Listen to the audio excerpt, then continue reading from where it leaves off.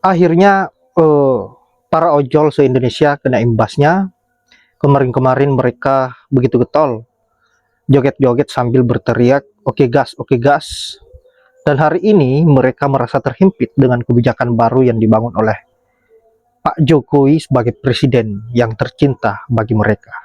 Ojek online termasuk yang kami himbau untuk dibayarkan karena Nah. Ayo lo ojek online. Penghasilan lu pada mau dipotong nanti buat tapera. Aduh. Udah dah. Jogetin aja dah. Jogetin saja deh. Gue tanya sama lu, dulu milih siapa lu? Milih siapa lu pemilu kemarin? Netizen. Kalau lu milih keberlanjutan, lu harus joget, ya. Senang dengan potongan penghasilan lu, betul nggak? Kalau yang kagak milih berkelanjutan, boleh dong protes-protes, ya nggak? Kagak demen sama kebijakan model begini nih, ya nggak? Main potong penghasilan orang, padahal orang yang nggak mau, ya nggak? Ini adalah kezaliman yang terang. Oke, abang-abang ojek, salam perubahan. Ketika karyawan disuruh bahas potongan tapera. Lu pada tahu tapera gak sih? Tabungan Perumahan Rakyat. Gue masih nggak ngerti deh konsep tapera ini gimana. Soalnya ya, kita nih duitnya dipotong gajian ya kan, kayak BPJS. Kalau BPJS kan benefitnya kita bisa langsung terima ya kan. Kalau kita sakit ya kita pakai BPJS tersebut gitu, BPJS kesehatan. Kita bisa pakai kalau kita sakit, pakai kartu BPJS-nya ada, ke puskes atau ke rumah sakit kalau misalkan kita IGD gitu ya kan. Semua tuh langsung kita rasain. Terus kalau misalkan BPJS yang asuransi ketenaga kerjaan, itu juga kita bisa rasain kalau misalkan kita ada kecelakaan atau ketika kita udah resign, duitnya bisa kita cairin, bener dong. Terus juga ada lagi yang BPJS untuk jaminan hari tua. Ya oke, itu juga make sense gitu menurut gua, karena itu untuk pegangan kita di hari tua nanti biar tetap ada duit, biar nggak ngemis dan lain-lain kemana-mana. Nah, tabungan perumahan rakyat ini, si tapera ini tiba-tiba muncul.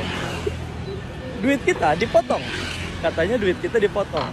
Tapi kita dapat rumahnya nanti setelah berapa tahun, ketika umur kita berapa tahun gitu ya kan. Gue juga masih belum jelas nih dapat rumahnya tuh kapan.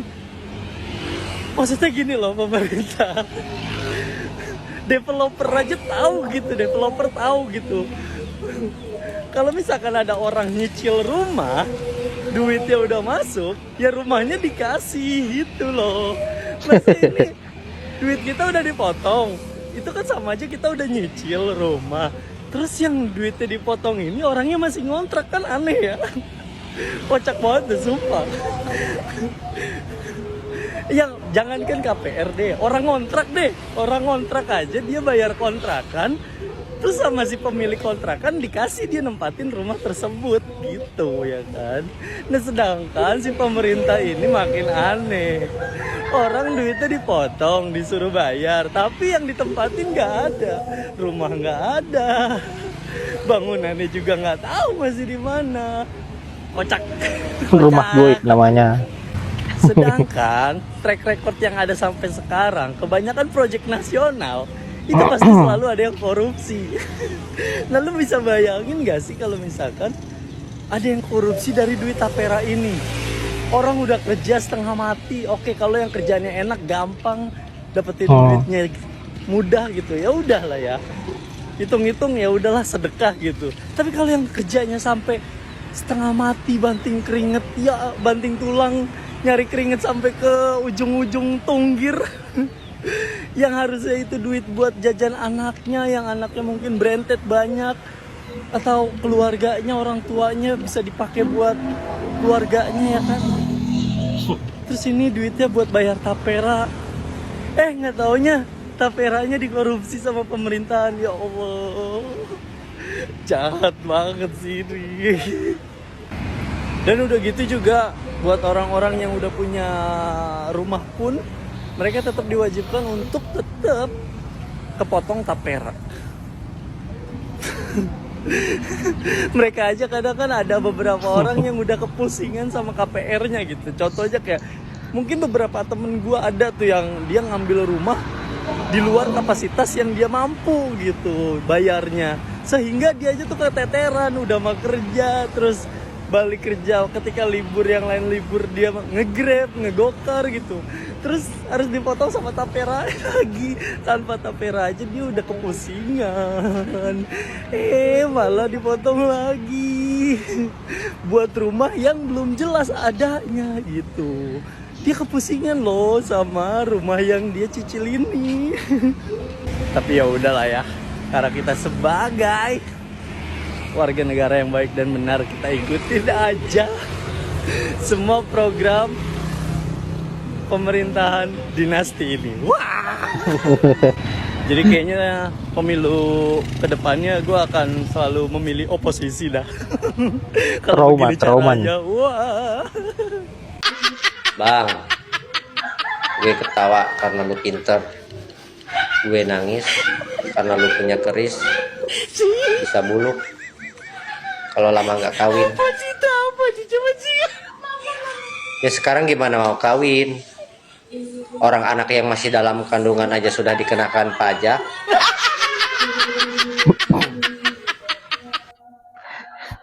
Yap. Tidak hanya ojol yang merasakan dampak dari apa yang menjadi kebijakan-kebijakan yang dilakukan oleh Pak Jokowi ini, tapi yang terbaru juga ada ibu-ibu hamil yang masih dalam kandungan bayinya itu dikenai pajak. Saya kira apa yang menjadi kebijakan Pak Jokowi ini sudah keterlaluan dan memang betul-betul mempunyai niat untuk menyengsarakan rakyat. Dan saya kasihan juga terhadap abang-abang ojol yang saya kira begitu semangatnya pada saat pemilihan presiden kemarin-kemarin, yang saya kira abang ojol ini kena prank massal, di mana sebelum-sebelumnya diberikan harapan yang begitu besar dan kemudian mereka luluh dan tunduk. Dan bahkan mereka ini, komunitas ojol ini sangat luar biasa menyuarakan terkait dengan Prabowo Gibran kemarin-kemarin. Mungkin dikiranya bahwa setelah Prabowo Gibran ini dilantik, maka bansos akan diberikan setiap harinya. Yang ada hanya kebijakan-kebijakan yang buruk yang dilakukan oleh Pak Jokowi di akhir-akhir jabatannya. Yang jelas semua kebijakan Pak Jokowi ini adalah kebijakan yang bertolak belakang dengan apa yang menjadi harapan rakyat, saya kira. Dan setelah ini akan diteruskan oleh Pak Prabowo, tidak mungkin tidak, karena itu sudah menjadi janji. Dan Pak Prabowo juga sudah secara terang-terangan kemarin-kemarin mengungkapkan bahwa saya akan melanjutkan apa yang menjadi programnya Pak Jokowi. Dan kita berpikir bahwa beliau ini bukan hanya melanjutkan, mungkin lebih parah dari apa yang dilakukan oleh Pak Jokowi ini. Secara kita tahu sendiri bahwa sampai kapanpun Pak Prabowo ini selalu ada di bawah kendali Pak Jokowi. Dan beberapa kali Pak Prabowo mengungkapkan bahwa Pak Prabowo ini adalah tim dari Pak Jokowi. Dan bahkan Pak Jokowi itu dianggap sebagai gurunya Prabowo. Jadi jangan berharap bahwa Prabowo ini akan bertolak belakang dengan apa yang menjadi tujuan Pak Jokowi sebelumnya. Bahkan dia akan meneruskan dan bahkan menambahkan lagi yang lebih buruk dari apa yang terjadi sekarang ini. Kita lihat saja ke depannya, kita lihat saja pasca pelantikan Prabowo Gibran seperti apa modelnya. Apakah beliau bisa lepas dari genggaman Pak Jokowi atau meneruskan dan menambah penderitaan rakyat. Baiklah sahabat-sahabat, saya kira hanya itu. Terima kasih sudah menyempatkan diri untuk menonton, dan semoga kalian sehat selalu, dimudahkan rezekinya, dan saya akhiri dengan ucapan wallahul muwaffiq ila aqwamit thoriq. Assalamualaikum warahmatullahi wabarakatuh.